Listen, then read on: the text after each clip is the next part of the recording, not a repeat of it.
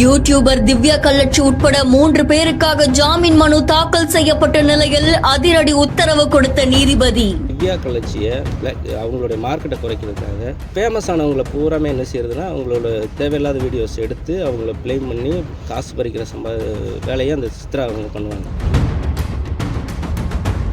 சிறுவர்களுக்கு பாலியல் தொல்லை கொடுத்ததாக கைது செய்யப்பட்ட 4 பேரிடம் தொடர்ந்து விசாரணை. விருதுநகர் மாவட்டம் ஸ்ரீவில்லிபுத்தூர் ஒருங்கிணைந்த நீதிமன்ற வளாகத்தில் இருக்கக்கூடிய போக்சோ நீதிமன்றத்தில் யூடியூபர் திவ்யா கள்ளச்சி, கார்த்திக், ஆனந்த் இந்த 3 பேருக்காக ஜாமீன் மனு கோரி மனு தாக்கல் செய்யப்பட்டிருந்தது. சிறுவர்களுக்கு பாலியல் தொல்லை கொடுத்ததாகவும் அவங்கள பாலியல் ரீதியா பயன்படுத்தினதாகவும் அதை வீடியோவா எடுத்த திவ்யா கள்ளச்சி, சித்ரா, கார்த்திக், ஆனந்த் இந்த 4 பேரும் கைது செய்யப்பட்டு சிறையில் அடைக்கப்பட்டிருந்தாங்க. இந்த வழக்குடைய முதல் குற்றவாளியான திவ்யா, 2ஆம் குற்றவாளியா இருக்கக்கூடிய கார்த்திக், 4ஆம் குற்றவாளியான ஆனந்த் இவங்க 3 பேருக்காகவும் ஜாமீன் மனு தாக்கல் செய்யப்பட்டிருந்தது. இந்த ஜாமீன் மனு மீதான விசாரணை இன்னைக்கு நடைபெறும் அப்படின்னு தெரிவிக்கப்பட்ட நிலையில ஜாமீன் மனு மீதான விசாரணைய பிப்ரவரி 6ஆம் தேதிக்கு ஒத்திவச்சு நீதிபதி அதிரடி உத்தரவு பிறப்பிச்சிருக்காங்க. முன்னதா இந்த வழக்குடைய 3வது குற்றவாளியான சித்ராவுக்கு ஏற்கனவே ஜாமீன் மனு தாக்கல் செய்யப்பட்டிருந்தது. அது தொடர்பான விசாரணையும் பிப்ரவரி 7ஆம் தேதி நடக்கும் அப்படின்ற மாதிரி நீதிபதி தெரிவிச்சிருக்காங்க.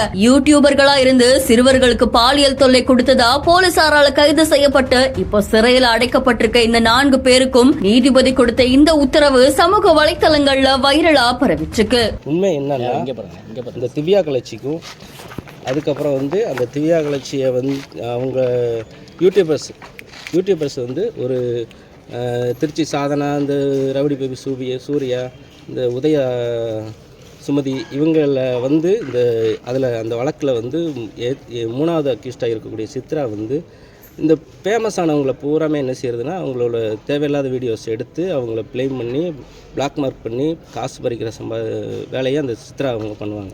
இந்த இதில் திவ்யா கள்ளச்சியை அவங்களுடைய மார்க்கெட்டை குறைக்கிறதுக்காக அந்த வழக்கு ஒரு வீடியோ கிரியேட் பண்ணுறதுக்காக என்ன செய்கிறாங்கன்னா அவங்க சிறுவத்தூரில் இருக்கிற அத்திகுளத்தில் கார்த்திக்குங்கிற ஒரு அக்கா வீட்டில் வீடியோ எடுத்துக்கிட்டு இருக்கும்போது இங்கே அங்கே உள்ள சிறுவர்களெல்லாம் ஒன்று சேர்த்து மற்ற பைக்கெல்லாம் வாங்கி தரேன்னு சொல்லி ஆசை வார்த்தைகளை பைகளை சொல்லிவிட்டு அவங்க இருவரும் அந்த வீடியோ போலீஸ்க்கும் எனக்கும் தான் தெரியும், வேறு யாருக்கும் தெரியாது.